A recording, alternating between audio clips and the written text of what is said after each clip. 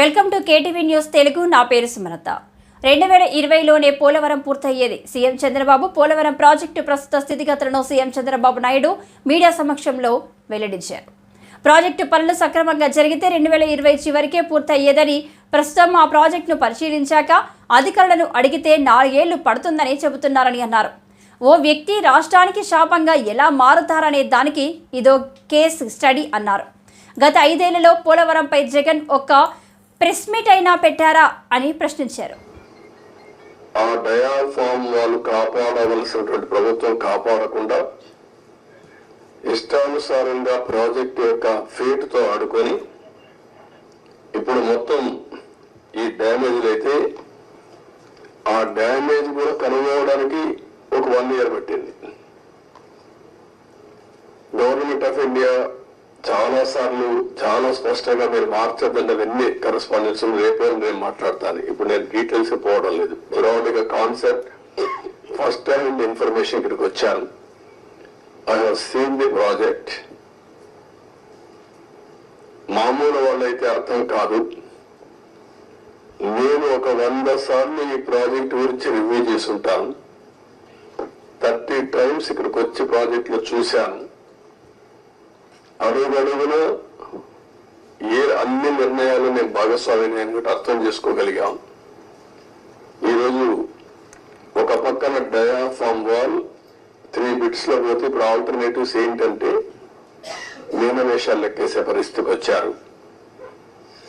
ఇందులో ఆ 2 బిట్లు కానీ ఎక్కడికక్కడ ఒక parallel D wall diaphragm wall బయటికి ఎక్కడ డ్యామేజ్ అయిందో దానికంటే ముందు ఒక ప్యానల్ గా పెట్టి దాన్ని కవర్ చేస్తే 447 కోట్లు అవుతుంది.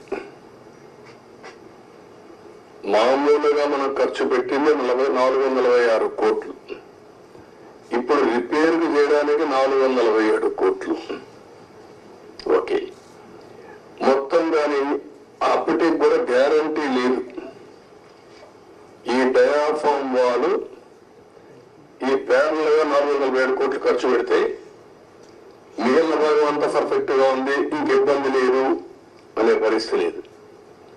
కాదు, మొత్తం డయాఫామ్ వాల్ ప్యానల్ గా కట్టాలంటే 990 కోట్లు. ఇది ఒక భాగం.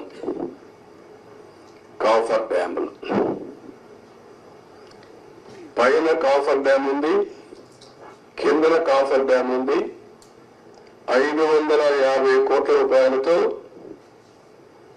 పైన ఒక 250 కోట్లతో కిందన కాఫర్ డ్యామ్ 2 కట్టారు. ఇప్పుడు వీళ్ళు చేసిన నిర్వాహకం మధ్యలో గ్యాప్, లాస్ట్ లో గ్యాప్ ఉంటే ఆ లాస్ట్ గ్యాప్ ను ఫిలప్ చేయలేదు. రీజన్, ఆ సమయంలో ఏజెన్సీ లేరు, ఇంజనీర్లు లేరు. ఆ నీళ్లు వచ్చాయి.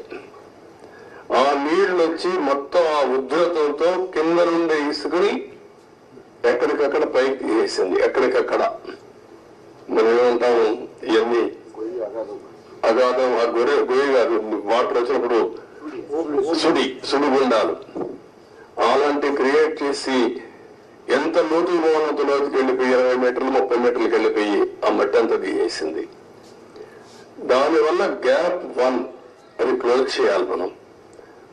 గ్యాప్ 1 దగ్గర మీరు ఒకసారి చూస్తే అది 250 మీటర్లు ఉండేది. గ్యాప్ 1 బండ్ 150 మీటర్స్ కొట్టుకొని వెళ్ళిపోయింది.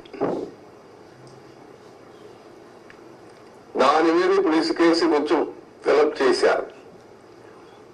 ఇప్పుడు ఆ ఇసుకేసి అది ఫిలప్ చేస్తే దాన్ని మళ్ళా గ్యాప్ 1 ఫిలప్ చేయాలి మనం. ఇప్పుడు ఇసుక తీసుకొచ్చి బయట నుంచి ఇసుక తీసుకొచ్చి అక్కడ పెట్టి మొత్తం కొట్టుకొని వెళ్ళిపోయింది. కాబట్టి ఇప్పుడు డ్రౌటింగ్ దానంతా కూడా కాంపాక్ట్ చేస్తున్నారు. ఆ ఇసుక అంతా పోసి ఇది ఎంత అవుతుందో తెలియదు. ఒక 2000 కోట్లు అవుతుందా, ఎంత అవుతుందో తెలియదు. They are saying as on today 2000 కోట్లు. నాకు నమ్మకం లేదు అడ్మినిస్ట్రేషన్ పైన. వాళ్ళు ఏ లెక్కలు వేసారో తెలియదు నాకు. ఇది అయిన తర్వాత గ్యాప్ 1 అనేది లాస్ట్ లో ఉండేది వస్తుంది. గ్యాప్ 2 డయాఫామ్ వాల్, గ్యాప్ 3 ఇంకొక వాల్ కట్టారు, అక్కడ కాంక్రీట్ వాల్ కట్టారు. అదే మారుగా గైడ్ బండ్ ఒకటి అది కుంగిపోయింది. సరే స్పిల్ వే అప్పుడే కట్టాం, గేట్స్ కూడా అప్పుడే పెట్టాం.